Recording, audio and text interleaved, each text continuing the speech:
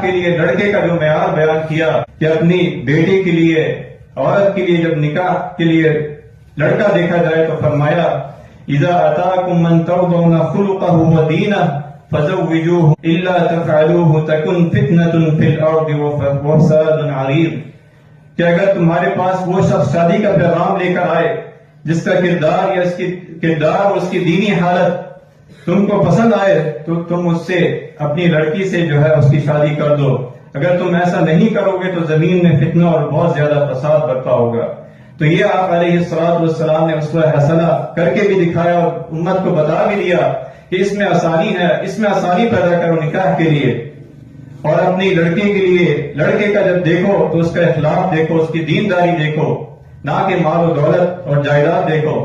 یہ تو وقتی ہے کہ آج کسی کے پاس ہیں، کل کسی کے پاس ہو، کہ ساری بادشاہی جو ہے وہ اللہ رب العالمین کے لیے